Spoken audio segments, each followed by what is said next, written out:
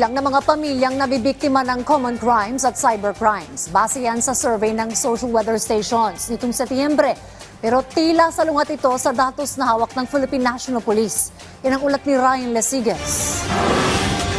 And with due respect sa SWS, hindi natin alam kung ano po yung source po nila at sino po yung mga respondents na tanong po nila.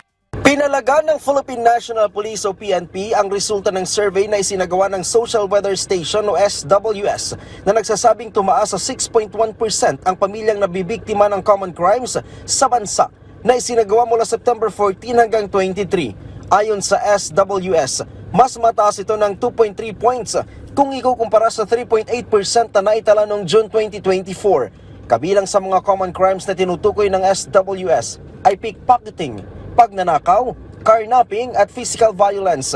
Record high din daw ang itinaas na 7.2% ng mga pamilyang nabibiktima ng cybercrimes na naitala lamang sa 3.8% noong June 2024. Pero ayon sa PNP, bumaba ng 13.51% ang index crimes na naitatala sa bansa sa unang 11 buwan ng 2024. Ibig sabihin, mula sa mahigit 35,000 naitala na index crimes mula Enero hanggang Nobyembre noong taong 2023, bumaba ito sa mahigit 30,000 ngayong taon sa kaparehong mga buwan.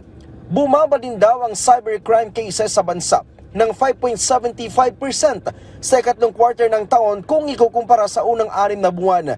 Sabi ni PNP spokesperson Police Brigadier General Jean Fajardo, mahigit 3,400 lang ang naitala na cybercrimes sa bansa mula July hanggang September ngayong taon.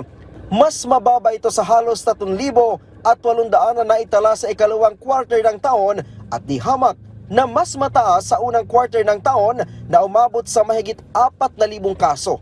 So magtutuloy-tuloy po yung mga anti-criminality efforts po ng PNP para especially now, papalapit po yung holiday season. Kanina po sa command conference po ng ating Chief PNP ay malinaw po yung binigay po niyang guidance sa ating mga field commanders. Isinagawa ng SWS ang kanilang survey sa Balance Luzon, Visayas at Mindanao sa nasa 1,500 na respondents. Ang direction po ng mga statements po ng ating Chief PNP as ituloy po yung mga police intervention na sinasagawa po natin para ma-maintain po natin yung pagbaba po ng statistics. Mula dito sa Campo Crame, Ryan Lesigas para sa Pambansang TV sa Bagong Pilipinas.